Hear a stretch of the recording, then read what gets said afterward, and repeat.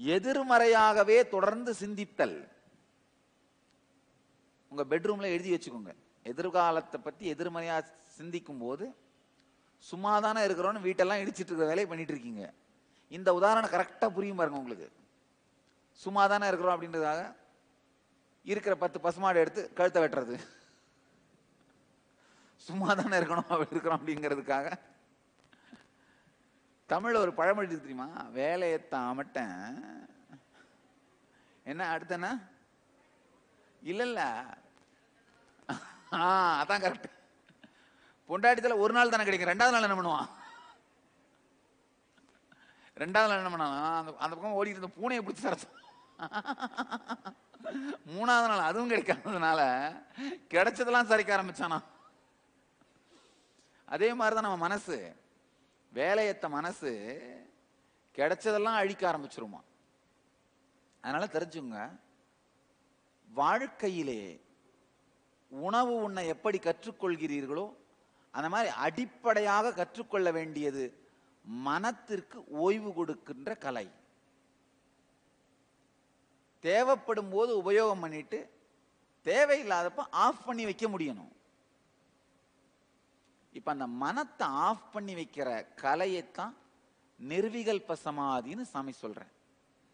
விகல்பம்னா எண்ண ஓட்டம், நிர்விகல்பம்னா எண்ணமில்லாத மனதிற்கு ஓய்வு கொடுக்கும் கலை.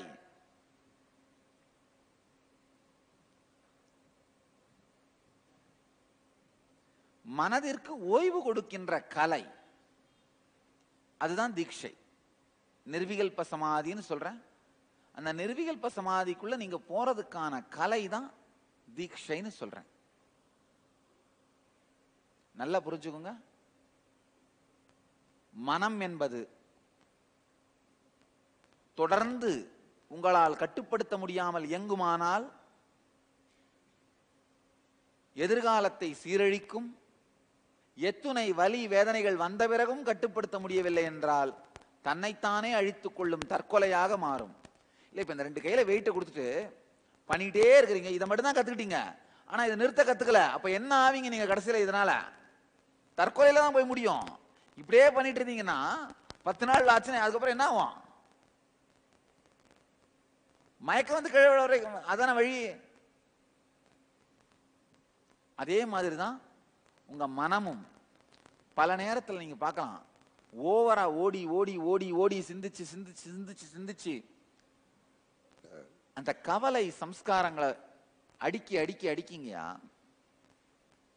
அதாவது வியாபாரம் மொத்தமும் காணாம போயிருமோன்னு தொடர்ந்து கவலைப்பட்டுக்கிட்டே இருந்தீங்கன்னா வியாபாரம் நல்லா வளர்ந்துட்டு வரும், ஆனா உங்க கவலைப்படுற பழக்கம் போகாது. திடீர்னு ஒரு நாள் 10 லட்சம் ரூபா வருமானம் வர்றதுக்கு பதிலா 8 லட்சம் ரூபா வந்துச்சுன்னா போதும், போச்சு. என்ன ஆவீங்க? ஐயோ இது இப்படியே போச்சுன்னா இன்னைக்கு 8 லட்சம், நாளைக்கு 6 லட்சம், நாளான்னைக்கு 4 லட்சம், அதுக்கு மறுநாள் 2 லட்சம், அப்புறம் 0, அப்புறம் இருக்கிறதெல்லாம் போய் 1 வருஷத்துக்கு அப்புறம் நான் ஓட்டாண்டி ஆயிருவேனா?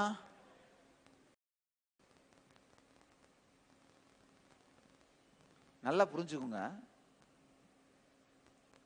நீங்க கற்பனையா உருவாக்கி வச்சிருக்கிற பயத்தினுடைய தாக்கம் எதிர்காலத்தின் மீது படும் பொழுது எதிர்காலத்தை இடித்து தள்ளுகிறீர்கள்.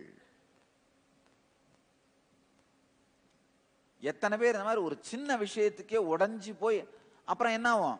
இந்த கை தானா வேலை செஞ்சு இந்த செஞ்சு செஞ்சு செஞ்சு செஞ்சு மயக்கம் வந்து விழா மாதிரி அப்படியே டிப்ரெஷன்ல விழுந்துருவீங்க. எத்தனை பேர் இதை அனுபவிச்சிருக்கீங்க? ஒண்ணும் பண்ண முடியாத டிப்ரெஷன்ல விழுந்து. காரணம் என்னன்னு புரியுதா? மற்றவங்களாம் அந்த டிப்ரெஷன்ல விழுந்தது கூட தெரியாம இருக்கு, அதனால தான் கை தூக்கல. தெரிஞ்சுக்கோங்க, இதுல 2 கேட்டகரி தான். யமதர்மன் கேட்டானா, 100 ஆம்பளைங்க அன்னைக்கு வந்திருந்தாங்களாம் செத்து போய் மேலோகத்துக்கு. பொண்டாட்டிக்கு பயந்து வாழ்ந்தவெல்லாம் ஒரு பக்கம் நில்லு, மற்றவெல்லாம் ஒரு பக்கம் நில்லுன்னாராம். 99 பேர் ஒரு பக்கம் நின்னானுங்களாம் பொண்டாட்டிக்கு பயந்து வாழ்ந்த சைட்ல. இன்னொருத்த மட்டும் தனியா இருந்தானா. இவர் கேட்டாராம், என்னப்பா நீ ரொம்ப தைரியசாலியான? இல்ல இல்ல, கும்பலா இருக்க இடத்துல நிக்க வேணாம் என் முன்னாடி சொல்லி அனுப்புனா. அப்படித்தான் இப்ப கை தூக்கினவங்கலாம் டிப்ரெஷன்ல விழுந்திருக்கிறீங்க, தூக்காதவங்கலாம் டிப்ரெஷன்ல விழுந்ததே தெரியாம இருக்கிறீங்க, அவ்வளவுதான். மனம் அப்படிங்கிற மேனிபுலேட்டிவ் மெக்கானிசம் தொடர்ந்து இயங்குவதனால் ஏற்படுகின்ற, ஓய்வில்லாது இயங்குவதனால் ஏற்படுகின்ற வலிதான் டிப்ரெஷன். அதுல இருந்து தான் வாழ்க்கையினுடைய எல்லா துக்கங்களும் துவங்குகின்றன.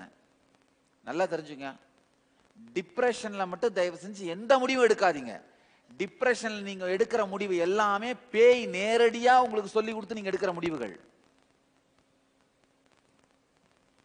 யாராவது பிரம்மச்சாரிகளோ ஆசிரமத்துட்டு போகணும்னு கேட்டாங்கன்னா சொல்லுவேன், அப்பா நல்லா உன் வாழ்க்கையை நீ கவனி, நான் எதுலையும் தலையிட மாட்டேன், என்ன வேணா பண்ணு, ஆனா இந்த போறது வந்து டிப்ரெஷன்ல போகாத. டிப்ரெஷன்னா நேரத்துல, டிப்ரெஷன் இருக்கிற நேரத்துல முடிவெடுத்து எதையும் பண்ணாத. டிப்ரெஷன் இருக்கிற நேரத்துல உனக்கு சத்தியமா நல்லது எது கெட்டது எதுன்னு தெரியாது. உனக்கு நல்லது மாதிரியே தெரியும், ஆனா மாதிரி நல்லது கிடையாது.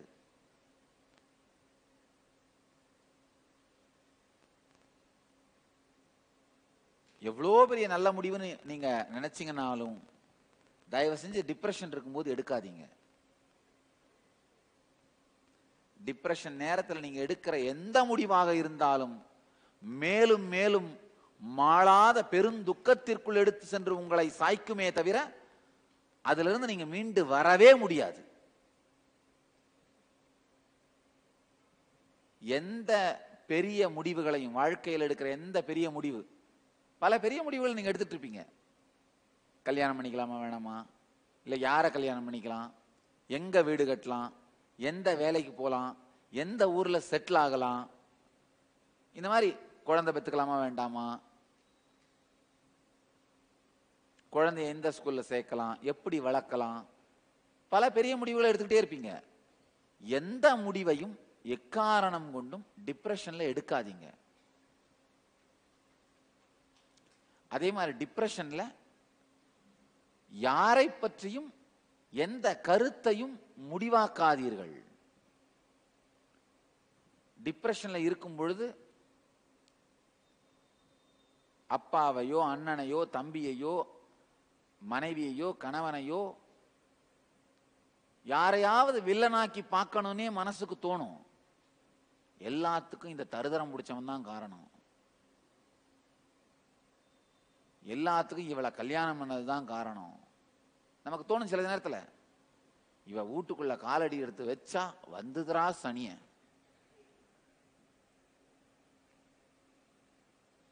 இவன் என் எதிர் வீட்டுக்காரனா வந்தான் அன்னையில இருந்து வந்துதுரா எது சனி.